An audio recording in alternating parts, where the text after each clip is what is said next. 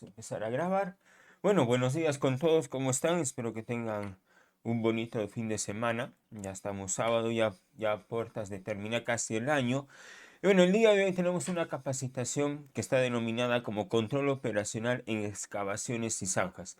Mi nombre es el ingeniero Jaime Montoya. Bueno, y en esta horita vamos a brindarles información de qué medidas de control podemos usar para poder trabajar en una zanja, o si es que ustedes tienen que realizar la zanja también, ¿no? O sea, ¿qué deberían de tomar? Si un tercero realiza la zanja, ustedes si van a ingresar, es siempre bueno observar qué es lo que están haciendo para pedirle a esta empresa que haga las medidas de control necesarias. Bueno, que mayormente lo conocemos como el apuntalamiento, ¿correcto?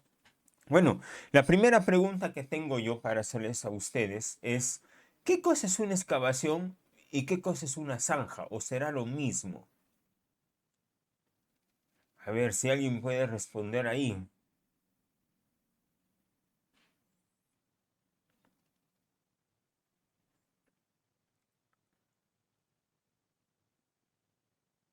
A ver. Algún voluntario, por favor, que me diga qué cosa es una excavación y qué cosa es una zanja.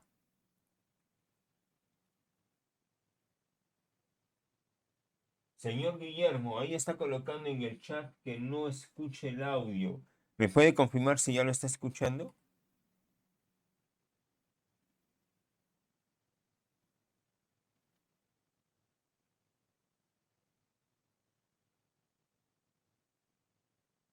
Se escucha muy débil. Ya está, muchas gracias, señor Guillermo. Ahora ya que tiene el micrófono activado, ¿me puede decir qué diferencia una excavación y una zanja?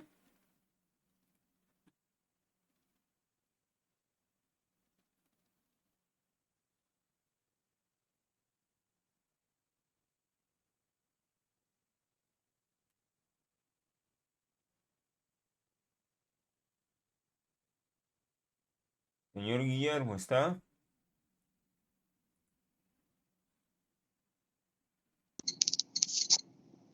Bueno, buenas tardes, Buenas tardes, ingeniero. sí, dígame.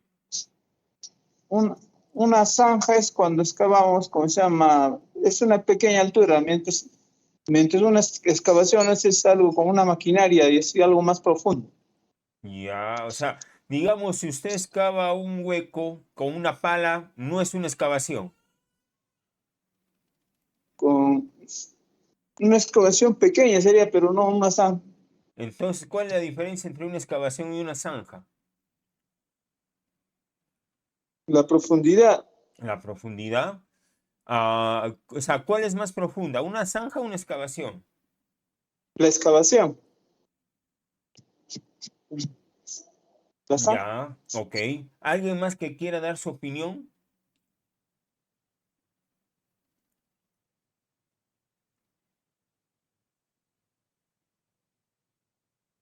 ¿Nadie? Bueno.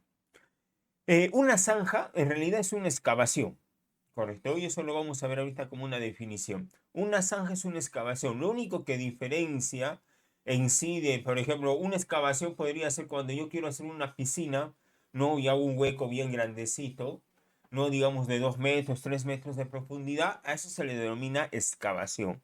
Una zanja es donde yo voy a colocar las tuberías para llenar esa piscina. Pero es porque se le denomina zanja, porque es angosta, ¿correcto? Esa es la única diferencia, ya así en forma general. Vamos a ver qué es lo que dice la OSHA, porque el gobierno peruano no menciona mucho la diferencia, pero antes de ello vamos a ver los objetivos, que es conocer las medidas de control propiamente para poder trabajar en zanjas o en excavaciones. Yo asumo mayormente que ustedes van a hacer más trabajo en zanjas que en una excavación, ¿no? Aunque ya hemos dicho que por definición una zanja es una excavación. Conocer los requisitos legales aplicables para trabajar en excavaciones. Bueno, dentro del contenido, definiciones, evaluaciones, inspecciones, vamos a ver cómo se clasifica el suelo, el sistema de protección, y no se olviden que la evaluación ya van a poder ingresar a partir terminando la clase, ya van a poder ingresar. Lo único que el video recién se va a subir, es lo único que nos va a demorar, pero ya van a poder ingresar a dar su examen, bajar las diapositivas y todo ello. Bueno, ¿qué cosa es una definición? acá estamos viendo lo que es una excavación y una zanja. ¿Qué cosa es una excavación? Bueno, una excavación es cualquier corte, removimiento de tierra que lo realice el hombre, ¿no? Ahí por si acaso, señor Guillermo. O sea, con una pala puedo yo hacer una excavación, ¿correcto? Lo puedo usar con una maquinaria, una cavidad, una zanja es una excavación, una depresión que está formada por el retiro de tierra. Es decir, cuando yo voy con una pala, aunque sea en mi casita, y comienzo a sacar tierra, a mover tierra de un lugar a otro, eso se le denomina excavación. No necesariamente es por la profundidad, ¿correcto? O sea, basta con que yo comience a mover tierra y la dirija a otra parte, se le considera una excavación. Una zanja, ¿correcto? A diferencia de la zanja es estrecha, como vemos acá en la imagen, ¿no? Acá no sé si puedan notar ustedes, esa es una zanja. Es una excavación, pero es angosta, ¿correcto? Es estrecha. Se encuentra debajo de la superficie del suelo, obviamente. La mayor profundidad, perdón, la profundidad es mayor que el ancho, pero la excavación no es más de 15 pies, ¿correcto? Asumimos que un pie es de 30 centímetros, entonces estamos hablando aproximadamente de 3 metros, ¿correcto? Esa es una zanja. La altura o la profundidad, no altura, la profundidad es de 3 metros aproximadamente, no es más ya, porque si es más, ya se convertiría ya más en una excavación que en una zanja, ¿correcto? O tal vez un ataúd más que una zanja, ¿ya? Entonces, esa es la diferencia entre una zanja. Recordemos que la zanja es una excavación. La única diferencia es que es angosta, ¿correcto? Es estrecha. Ahora, yo asumo que por el trabajo que realizan ustedes van a hacer trabajos en zanjas, si me pueden confirmar.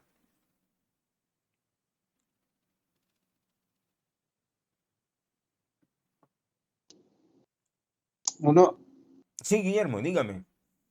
sí, para hacer como se excavaciones para pozos a tierra y para postes, ingeniero. Ah, correcto. Entonces iban a hacer excavaciones, ¿no? Porque en la excavación ustedes van a hacer un huequito en la tierra que es pequeñito para que entre el poste, no van a ingresar personas, ¿correcto? En ese caso, si yo voy a hacer una excavación en el suelo para colocar postes, se sobreentiende que no van personas adentro porque no van a poder ingresar, porque solamente está para el poste. Pero si ustedes van a realizar zanjas, como escribe ahí José, zanjas y excavaciones, sí vamos a tomar medidas de control para ello, ¿correcto? Y dentro de ellos vamos primero a evaluar o planificar el lugar, el sitio donde se va a hacer esta zanja.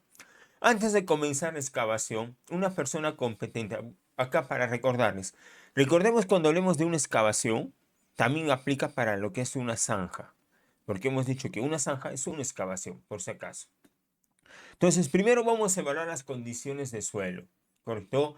Es muy importante, más adelante les vamos a indicar cuáles son los tipos de suelo. La norma OSHA clasifica en cuatro. De los cuatro vamos a tocar tres, porque el primero lo considera como roca estable, o sea, no hay mucho que hablar de ella, no es roca pura, roca estable, es dura, es fija, entonces no hay mucho que definir en ello. Lo que sí vamos a ver son la clasificación o los tipos de suelo. Seleccionar los sistemas adecuados de protección, ¿no? Ya sea apuntalamiento, ya sea mediante placas, un apuntalamiento de manera diagonal, eso lo vamos a ver más adelante. Pruebas de niveles bajos de oxígeno. Ahora dirán por qué.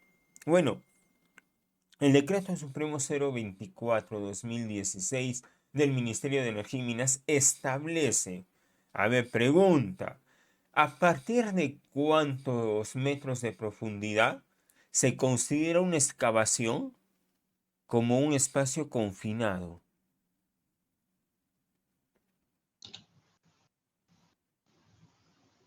A ver, alguien que me diga. 1,50 m. Correcto, señor Williams, muy bien. Entonces, si mi excavación es de más de metro 50, correcto, más de metro 50, así sea una zanja, ya se considera que es un espacio confinado adicionalmente, correcto. O sea, es una excavación y es un espacio confinado. Y como ustedes saben, cuando se considera un espacio confinado, aparte de sacar los permisos, hacer el petar y todo ello, yo debo de monitorear. ¿Qué debo de monitorear? ¿Cómo está la atmósfera? Debo monitorear la cantidad de oxígeno, los gases peligrosos y los gases tóxicos, ¿no? Y si fuera necesario, tal vez hasta inflamabilidad, en el caso de considerar, ¿no? Normalmente en una excavación, lo que más voy a orientarme a medir es oxígeno, ¿correcto? ¿Por qué? Porque se entiende que dentro de esa zanja, dentro de esa excavación, no hay ningún componente químico que podría afectar que podría afectar la salud del trabajador o que podría provocar tal vez una explosión o un incendio. Entonces se sobreentiende que lo que yo voy a monitorear principalmente es el oxígeno, ¿no? Ahora, si yo voy a hacer una zanja o una excavación en un lugar donde tengo un agente químico y este agente químico, este gas, es más denso que el aire, se recomienda monitorear ese gas también. ¿Por qué? Porque lo que va a hacer, como ese gas es más denso, lo que va a hacer es bajar, ¿no? Y si yo estoy en una zanja, vamos a hacer acá como una imagen o una excavación, digamos que yo tengo acá mi excavación, ¿no? Y por acá yo tengo esos tanquecitos, ¿no? Donde pueda sospechar que hay fugas, pequeñas pero hay, ¿no? Y si la corriente del viento se dirige hacia mi zona donde yo estoy trabajando, quiere decir que ese gas va a estar por acá, ¿correcto? Cuando llegue a la zanja, la excavación lo que va a hacer es bajar y va a comenzar a llenar todo este ambiente. ¿Y por qué lo va a hacer? Porque es más denso que el aire, o sea, que el aire. Va a sustituir el aire y va a permanecer ese gas adentro. Entonces, ¿ahí qué debo de hacer? Monitorear ese gas peligroso, ese gas tóxico, dependiendo de lo que sea. Sin embargo, si mi gas es más ligero que el aire, se entiende que al momento de la fuga que puede haber por acá, ¿dónde está el puntero aquí? ¿Sí? Ese gas solamente va a subir, se va a dirigir a la parte de arriba. ¿Por qué? Porque es menos denso que el aire, no lo va a reemplazar. Entonces, por eso se recomienda también hacer pruebas de nivel de oxígeno, gases tóxicos o gases peligrosos. Proveer entradas y salidas seguras, se sobreentiende. Utilidades de contacto, números de teléfono y proveer ventilación adecuada o protección respiratoria si fuera necesario. ¿Cuándo va a ser necesario? Cuando como dijo el señor William, ¿no? Cuando esta zanja o esa excavación tenga 1,50 metros de profundidad. Ahí se convierte en un espacio confinado. Ya depende también del especialista determinar si es necesario. Aunque, si yo voy a hacer una zanja, una excavación a más de 1,50 m, se sobreentiende que ya me voy a exponer a polvo, a tierra. Por tal motivo le voy a brindar ya una protección respiratoria. Hasta acá, ¿alguna pregunta, alguna duda?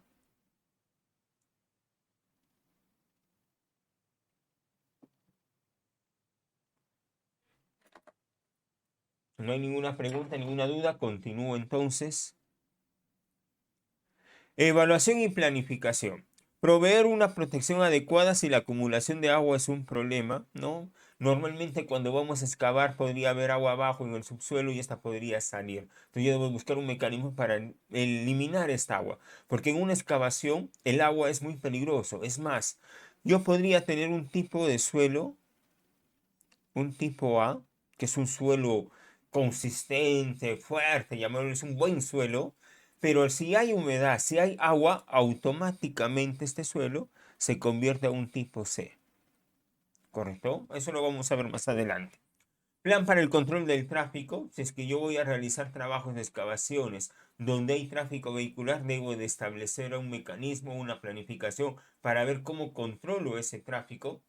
Determinar la proximidad de estructuras que podrían afectar la elección de un sistema de protección. Recuerden de que si es que hay tráfico, hay maquinarias, podría haber vibraciones en el suelo. Esa vibración en el suelo podría debilitar mi zanja, mi excavación. Por tal motivo debería de establecer un buen mecanismo para poder estabilizar mi zanja, ¿no? Mis paredes de mi zanja o de mi excavación. Planifica el trabajo para que las excavaciones se mantengan abiertas el mínimo tiempo. Recuerden que una excavación es un hueco, ¿correcto? En el día tal vez no sea muy peligroso porque se puede ver, pero en la noche ya no se observa. Así que uno de los requisitos en temas de seguridad en forma general es de que tratemos de que esa excavación no se prolongue por mucho tiempo. ¿Correcto? O sea, que el trabajo sea lo más rápido posible para poder tapar nuevamente esa excavación y evitar que alguna persona, una maquinaria, pueda ingresar a ese hueco, a esa excavación. ¿Correcto? Inspecciones. El supervisor de seguridad, el supervisor de operaciones o el ingeniero civil o cualquier trabajador o un supervisor debe de realizar inspecciones. Se recomienda de que sea una persona competente. ¿Por qué? Porque no solamente se trata de revisar si esa excavación esté bien o está mal, sino que se trata de ver si las condiciones en las cuales se encuentra esa excavación son las adecuadas. ¿Cómo vas a ver esa persona que son adecuadas? De acuerdo al tipo de suelo y las características que tiene. Por eso se recomienda que sea una persona competente que realice esas inspecciones de manera diaria. ¿Qué es lo que va a revisar? Bueno, antes de que comience el trabajo y según sea lo necesario. Es decir, esta persona competente se va a dar su caminata y va a revisar todos los lugares donde haya excavaciones o zanjas.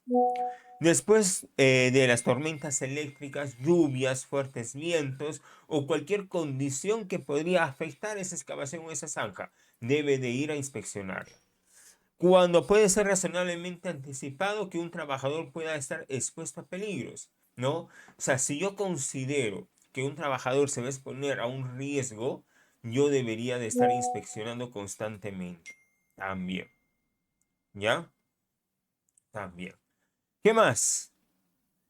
Si la persona competente, si este supervisor y el ingeniero determina que la zanja o la excavación presenta una condición peligrosa, ¿sí? Una condición peligrosa, inmediatamente deberá alertar al grupo de trabajo, al jefe de trabajo o al líder de trabajo que no se deben de exponer a esta zona peligrosa, ¿correcto? O sea, debe de retirarlos del lugar, ¿correcto? Para que no puedan realizar el trabajo ya que la condición no es adecuada. Los empleados no pueden regresar hasta que se hayan tomado las precauciones necesarias. Es decir, este supervisor, el ingeniero, él determina que la condición no es adecuada, sencillamente evita, prohíbe el ingreso de trabajadores y toma las acciones necesarias para que los trabajadores después puedan ingresar a realizar sus labores. ¿Correcto? Ese es en el caso de que detecte alguna condición. Ahora, ¿cómo clasificamos el suelo? Pongan mucha atención, por favor. ¿Ya? No sé si ustedes harán específicamente, aunque ahí el señor José Romero me dice que sí, hace zanjas, excavaciones, pero siempre es bueno saber este punto, ¿correcto? Porque esto me va a permitir tomar mayores medidas de control o tal vez las necesarias, lo mínimo necesario, ¿correcto? El suelo se clasifica de tres maneras, ¿correcto? De tres maneras vamos a clasificar el suelo. Tipo A, tipo B y tipo C. El tipo A es el mejor suelo de todos. El tipo C es el peor suelo de todos. ¿Correcto? Vuelvo a reiterar, hay otro suelo que se le llama roca estable. No lo he considerado porque su nombre lo dice, es roca. No es el más estable de todos. ¿No? Por ejemplo, acá en Arequipa hay zonas donde hay roca, zonas donde hay pura tierra. Y cuando hay un sismo, en ciertos lugares lo sienten y en otros no. Porque al ser roca, la vibración se pierde. ¿Correcto? No, no se siente mucho. En cambio, cuando hay roca, cuando esta roca, perdón, cuando hay suelo, arena, arcilla, etcétera, las vibraciones se mantienen y se siente más fácilmente. Bueno, el tipo A es un suelo menos peligroso. Ahí tienen una imagen para que se puedan guiar. Es un suelo menos peligroso. Es un suelo cohesivo cuya medida o cuya presión, y eso se hace con un penetrómetro, digamos que este lapicero es un penetrómetro, ya vamos a imaginar, porque no tengo acá algo que se parece, creo que sí tengo, a ver, por acá tenía yo un medidor de llanta, no tengo, ya, pero bueno, vamos a imaginar que este destornillador que tengo acá es mi penetrómetro, ¿correcto? Entonces lo que se hace, ¿sí? Lo que se hace, se saca un pedazo de tierra, ¿sí? Comienzo a hacer como una bola, comienzo a bajar, ojo, no se echa agua, no se echa nada, se comienza a bajar y luego agarro mi penetrómetro y meto, introduzco, ¿correcto? Algo así como, por ejemplo, cuando vamos a medir la presión de las llantas, ¿no? Cuando colocamos ahí para medir la presión y sale un tubito por acá arriba, te indica la presión. De igual manera funciona el penetrómetro. El penetrómetro lo que hace ¿sí? El penetrómetro lo que hace es medir esa profundidad en la cual ingresa. Si esa profundidad es de 1.5 toneladas por pie cuadrado, correcto, 1.5 TSF o más, significa que es un suelo de tipo A, correcto, es un suelo de tipo A, es un suelo bien compacto, correcto, es un suelo que ofrece mayor seguridad de todos los tipos de suelo, correcto. Ejemplos tenemos la arcilla limosa, arcilla arenosa, arcillosos, suelos cementados, capa dura, algunos de casos de limo arcilloso, etc. El suelo no es considerado de tipo A, ojo, cuando está agrietado. Es decir, si yo veo esta imagen, yo veo acá que está todo compactado. Ese es un suelo tipo A. Pero si yo veo acá en el suelo que comienza a presentar grietas, correcto, comienza a presentar grietas, significa que ya no es de tipo A. Y lo más seguro es que lo vaya a clasificar como un tipo B. Lo más seguro. Está sujeto a vibraciones. Cuando un suelo está sujeto a vibraciones, automáticamente va a pasar a ser tal vez un suelo B, un suelo tipo C. Ha sido previamente alterado, es decir, de que ha sido modificado, correcto, que ya no es un suelo natural, llamémosle así. Es parte de un sistema de capas inclinadas en donde las capas se sumergen en la excavación en una pendiente de 4 horizontales a una vertical. Bueno, esto lo vas a ver en la cantera, ¿no? Donde tú tienes en tu cantera de esta manera, ¿no? 4 veces la horizontal con la vertical. Está sujeto a otros factores que se requieren para ser clasificado como material menos estable. Y uno de ellos es que tenga agua. Cualquier suelo que contiene o que veas que tiene agua, automáticamente pasa a ser un suelo de tipo C. Por si acaso, ¿ya? Por si acaso. Suelo de tipo B posee el nivel de riesgo intermedio, su con resistencia a la compresión, ¿no? Recuerden, hago mi bolita, coloco mi penetrómetro, lo introduzco. Si los valores están entre 0.5 a 1.5 toneladas por pie cuadrado, significa que es un suelo de tipo B, cuando está en ese rango. Ahí tienen algunos ejemplos, suelos sin cohesión granular. Acá pueden ver como hay como especie de gránulos, ¿no? Ven acá como granulitos, ¿no?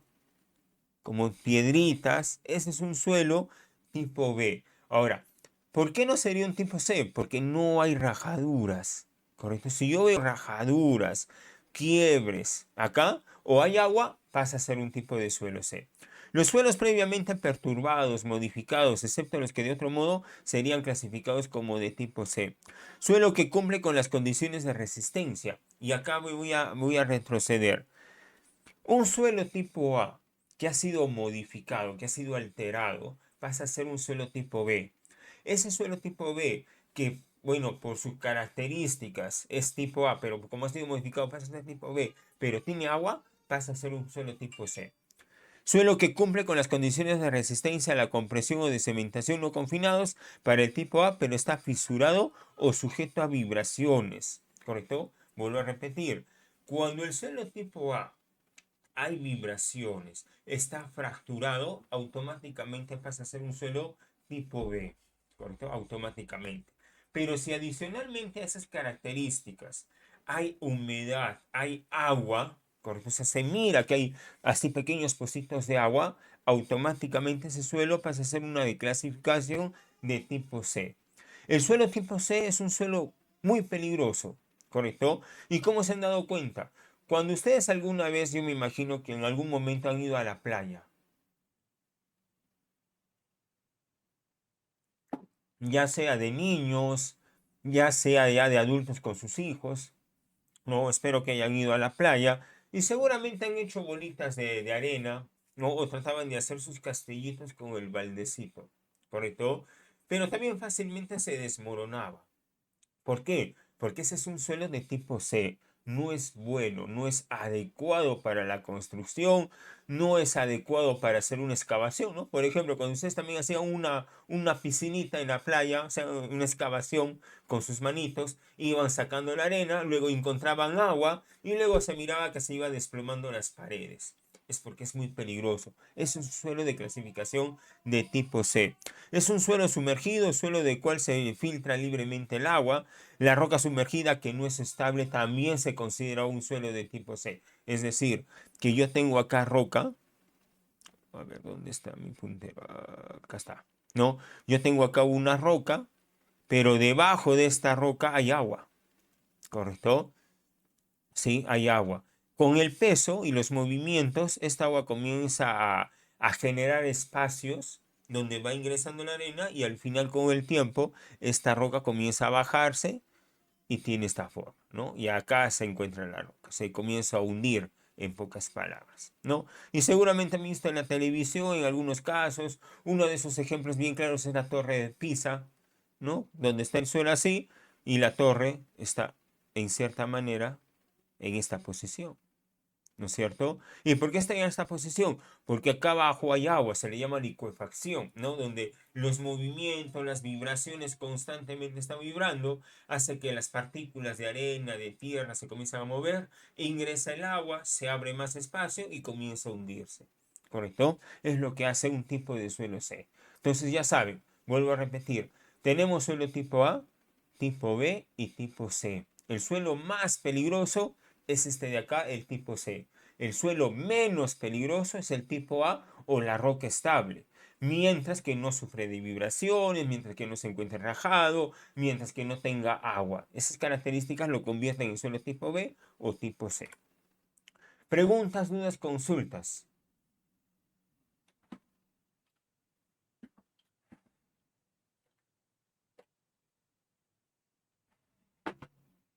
No hay. Está claro aparentemente. A ver, un momento, va a cerrar la puerta.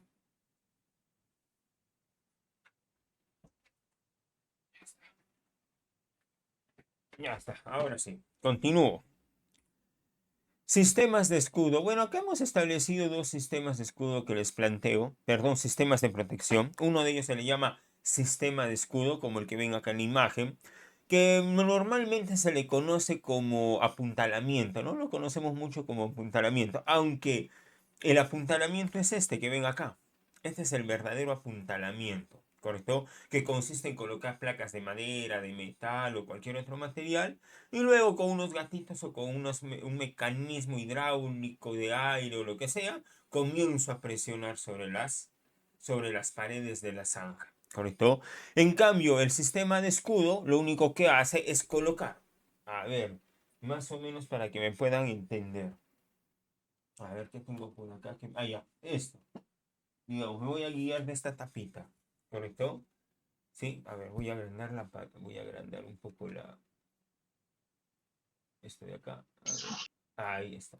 ¿Sí? Para que me puedan entender un poquito. Miren, yo tengo esta caja. ¿Correcto? Vamos a imaginar que esta caja de acá tiene este hueco. O sea, este es hueco.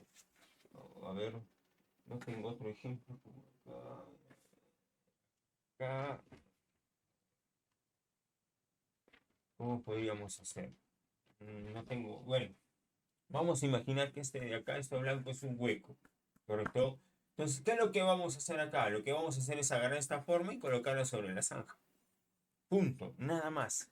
¿Correcto? Como vemos acá en la imagen. ¿Sí? Como vemos acá en esta imagen.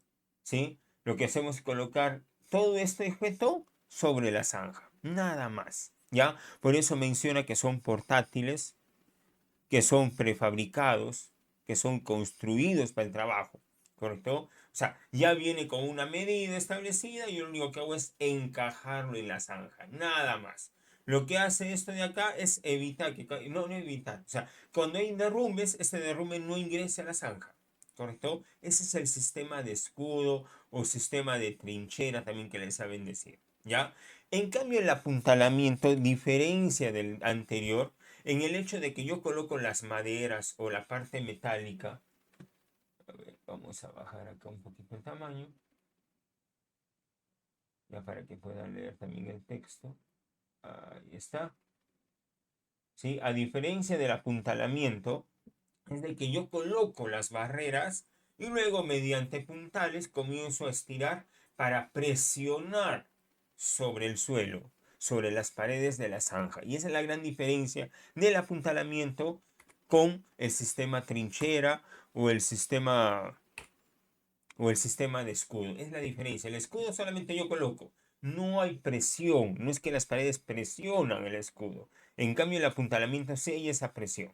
¿Correcto? Acá incluso pueden ver en la imagen el apuntalamiento está pegado, ¿no? Estas tablas al suelo, a las paredes. En cambio, el sistema trinchera está libre, ¿no? Hay huecos, hay espacios acá. Porque eso me permite. Solamente la idea de esto es proteger ese campito. Nada más.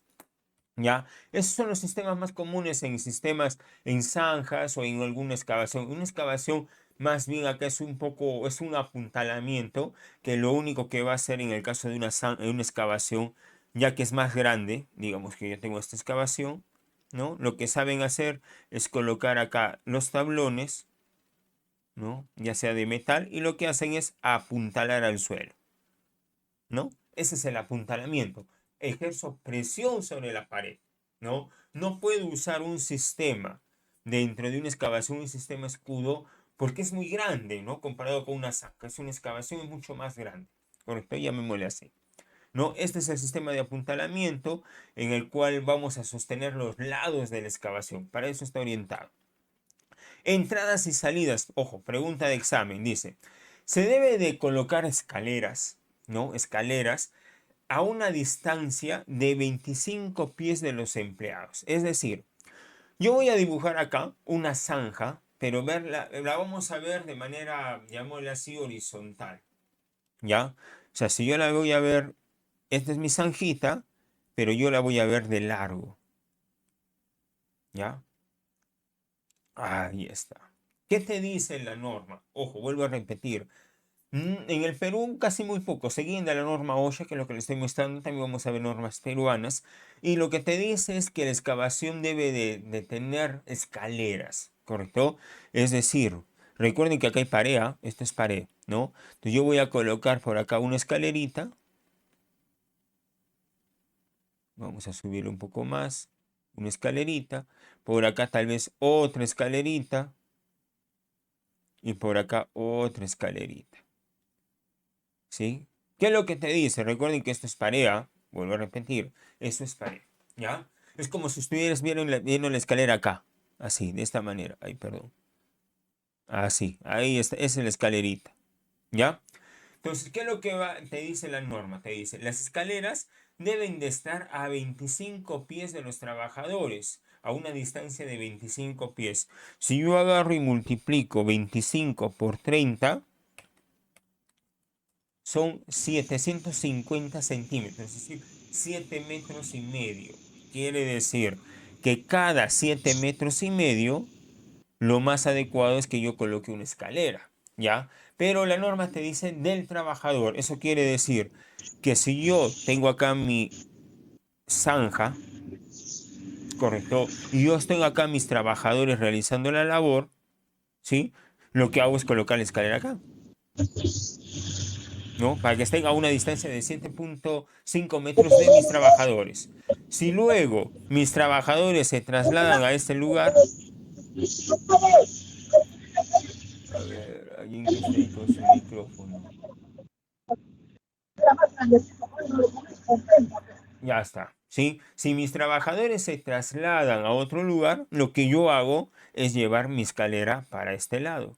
Así mantengo esa distancia que me pide la norma, ¿correcto? Pero si yo tengo dos frentes de trabajo, tendré que colocar dos escaleras siempre y cuando la distancia de entre los trabajadores sea mayor a 7 metros y medio, ¿correcto? Espero que esté claro. ¿Qué más te pide? También lo que te pide es de que la distancia o la altura por la cual sube esta escalera sea por encima, acá lo voy a colocar, sea por encima de 1 metro aproximadamente o 4 pies. ¿Correcto? O sea, que sobresalga la escalera por lo menos 1 metro. Es lo que te pide también la norma peruana. Las escaleras deben extenderse 3 pies por encima de la excavación. Si se requiere o se permite que los empleados atraviesen. O sea, si yo tengo un trabajador que tiene que pasar de este lugar a este lugar de la zanja, bueno, deberé colocar un piso cada cierta distancia. ¿Correcto? siempre y cuando se encuentra la distancia a más de 1.8 metros de altura o de profundidad, llamémosle así, 1.8 metros de profundidad.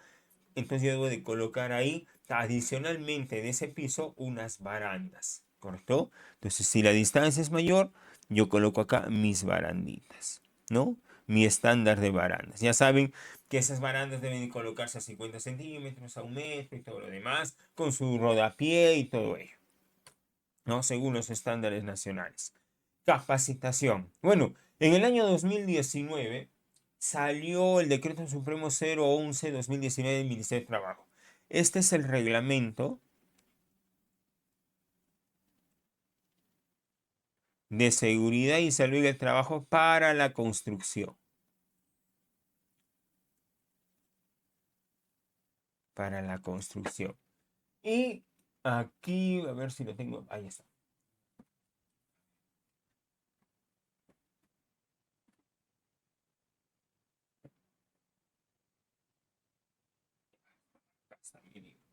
¿Ya? Ese es el reglamento de seguridad para la construcción. Así como ustedes que trabajan en minería tienen el Decreto Supremo 024 y la 023, que es la modificatoria, los que trabajan en construcción tienen el reglamento de 011, que es el de la construcción. Ahora, acordémonos que construcción para ellos es cualquier movimiento de tierra. Es decir, si yo hago una excavación, estoy haciendo movimiento de tierra, por tal motivo me tengo que guiar de este reglamento. Este reglamento indica, entre sus artículos, menciona de que yo debo de capacitar al personal. Y esta capacitación debe estar relacionada a excavaciones de zanjas. Correcto, así pide. Una capacitación que se titula excavaciones de zanjas. Ahora, por ahí alguno de ustedes habrá escuchado la norma G050. A ver si alguien me dice.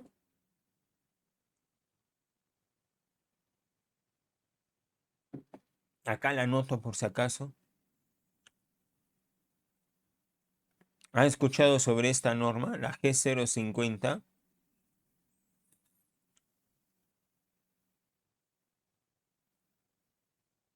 A ver, alguien que por ahí pueda opinar.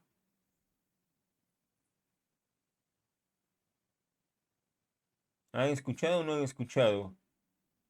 A ver, los ingenieros, los supervisores, ¿dónde están?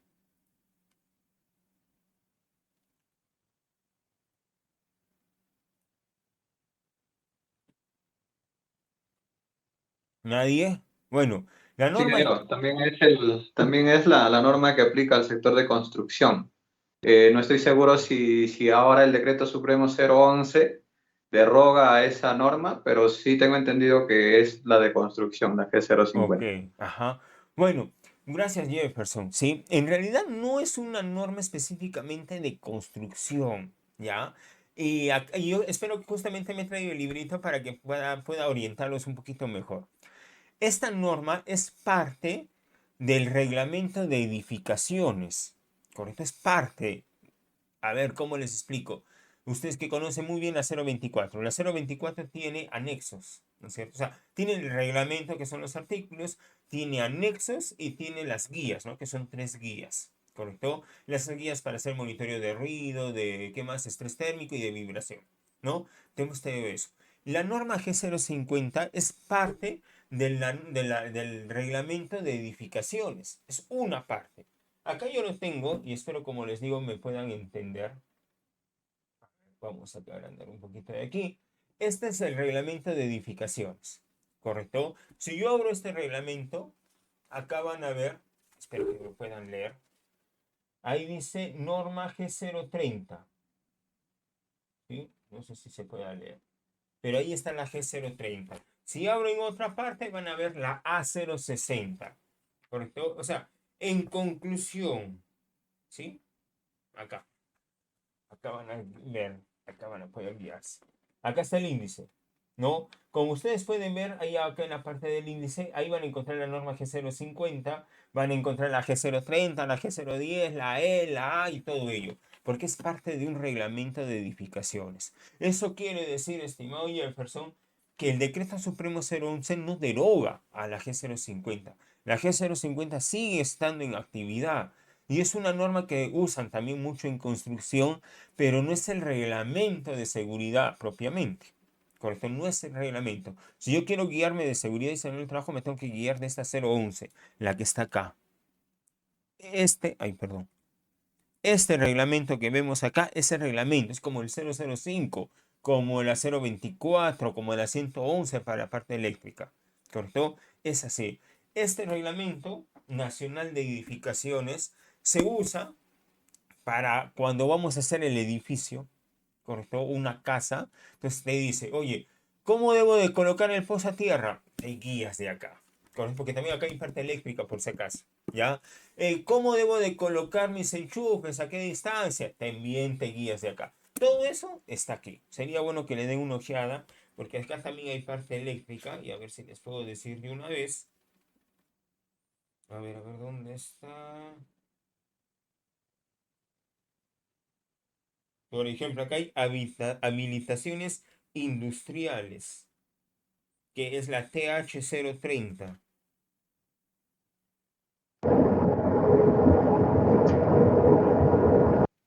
¿No? Tenemos la A130, que son los requisitos de seguridad en forma general.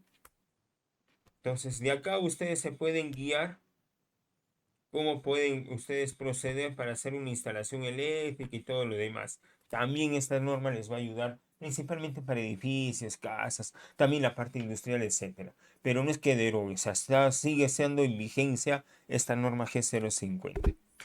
¿Qué dice la norma G050 al respecto? Bueno, dice que toda excavación será aislada y protegida mediante cerramiento, ¿no? O sea, el apuntalamiento, no, perdón, mediante señalización, ¿no? Cerramiento es la señalización para la norma G050, o con barandas u otros sistemas adecuados, a una distancia del borde de acuerdo a la profundidad, pero en ningún caso a menos de 1 metro. Así, por cultura general, llamémosle así, se considera de que si yo mi zanjita tiene 2 metros de profundidad, la señalización debe de estar a 1 metro. ¿Correcto? Si mi zanjita tiene 4 metros de profundidad, mi señalización debe de estar a 3, no, perdón, a 2 metros. Pero si mi zanja o mi excavación es de 1 metro, acá la distancia es 1 metro. O sea, mínimo es 1 metro. Si la profundidad de la excavación va a ser mayor a 2 metros de profundidad, ya requerimos, y pregunta de examen, ojo, requerimos de un ingeniero civil, ya no arquitecto, requerimos de un ingeniero civil. Este ingeniero civil debe estar colegiado, ¿correcto? Y debemos de tener un estudio de mecánica de suelos. Este estudio de mecánica de suelos es el tipo de suelo, o sea, cómo clasificamos el suelo. A eso se refiere. La señalización será hecha con elementos de clara visibilidad para día y en la noche debe ser con luminarias, ¿correcto? Con iluminación. En los casos, acá me estoy olvidando bajar la pantalla. Ahí está. En los casos en que las zanjas se realicen en terrenos estables, se evitará que el material producto de la excavación se acumule a menos de 2 metros del borde de la zanja. Eso también es una medida general. Lo mínimo, la distancia mínima, correcto, del borde de la zanja hasta donde yo acumulo el material, mínimo tiene que ser 2 metros. Y esto varía de acuerdo a la profundidad. Pero lo mínimo que debe estar es 2 metros. ¿Ya? Muy aparte de la señalización y todo ello. ¿Correcto? Muy aparte de la señalización. ¿Qué más? ¿Qué más? Ya, ¿qué hora es? Ya hemos terminado. Sí, ya vamos a terminar. Bueno, ahí está la fuente de información. Hemos sacado información del Decreto Supremo 011, de la norma G050, del Reglamento OSHA para la Construcción 29 CFR 1926. No sé si tendrán alguna pregunta, alguna consulta.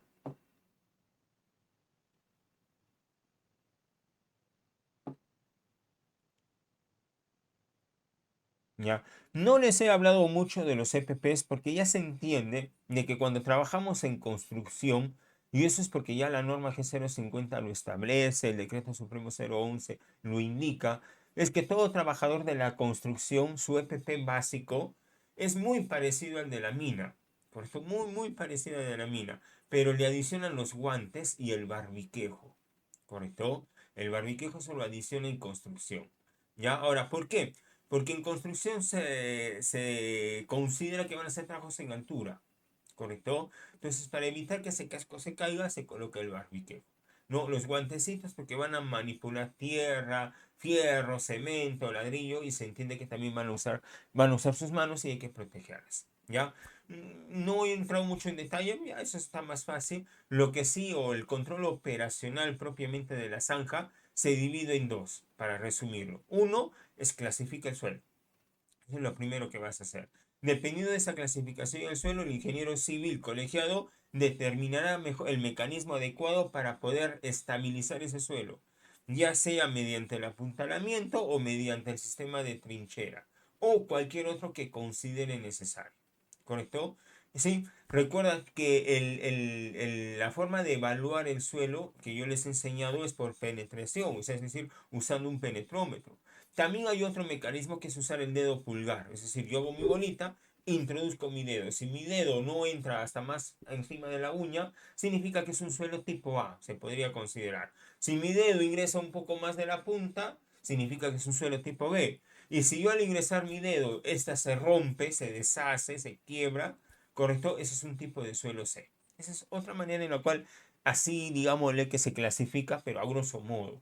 Lo ideal es usar mecanismos y la norma, ojo, la norma internacional, la OSHA, te dice que debes de usar dos mecanismos para evaluar el suelo. Uno es el penetrómetro, otro es con el dedo y hay otro más que consiste en agarrar una, ¿cómo se llama? Tierra, ¿no? Un pedazo de tierra y hacer que le llaman la de lápiz, ¿no? Y hacer como la plastilina, cuando jugábamos con la plastilina, hacer así y luego sostenerlo de la parte de arriba. Si esto de acá se sostiene de manera adecuada, significa que el suelo es bien cohesivo. Es un suelo tipo A posiblemente. Pero si yo al hacer este lapicito se quiebra, significa que ese suelo no es cohesivo, que no es un suelo adecuado para trabajar. Son diferentes maneras y en el caso de la norma OSHA sí te dice, ¿no? Tú clasificas el suelo y tienes que usar dos metodologías. Una metodología podría ser analógica, entre comillas, o sea, la del dedo, por ejemplo, la del lápiz, y otra metodología debe ser cuantificar, o sea, que tengas que medirlo, que digas, oye, este suelo tiene 1.5 toneladas por pie cuadrado de compactación, ¿no? Esa es la otra metodología, te piden siempre dos. Muy bien, si no hay más preguntas, más consultas ya para terminar, no se olviden por favor que ya pueden ingresar a la plataforma. Acá la voy a colocar, la voy a escribir. Vamos a aprovechar en usar las diapositivas. Es 123 jmsafetyperu.edu.pe. Acá van a poder ingresar, no se olviden a la página.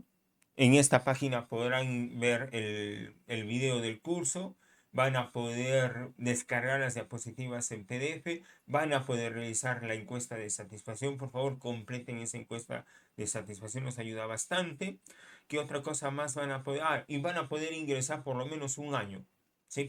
Por ahí quieran repasar algo, van e ingresan a la plataforma para revisar. Eso va a estar colgado ahí mínimo un año. ¿Correcto? Para poder ingresar necesitan su usuario y su contraseña. Recuerden que el usuario, para hacerles recordar, el usuario es el número de DNI de ustedes. Me invento acá el DNI, digamos 2973842.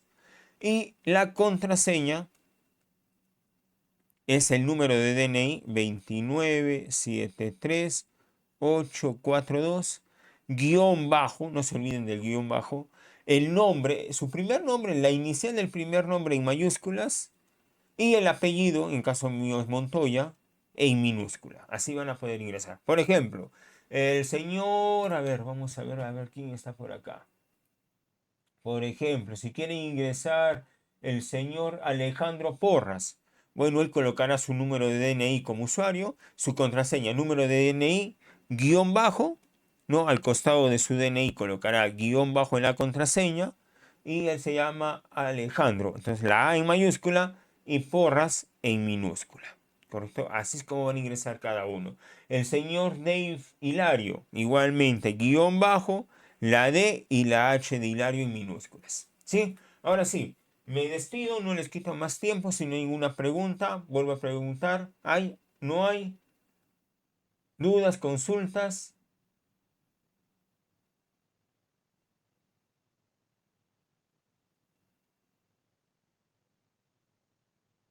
Muy bien, si no hay ninguna duda o ninguna consulta, ahora sí me despido. Cuídense bastante, ya nos veremos en otra oportunidad o tal vez ya hasta el otro año. Me imagino que ya deben estar elaborando su programa anual de seguridad para el presupuesto del otro año. Correcto, entonces nos vemos. Yo posiblemente esté yendo a UNACEM, tal vez para hacer unos monitoreos ocupacionales. Así que si hay la posibilidad de encontrarnos, ya les estoy avisando. Cuídense, nos vemos hasta otra oportunidad. Hasta luego. Gracias, hasta luego. Hasta luego.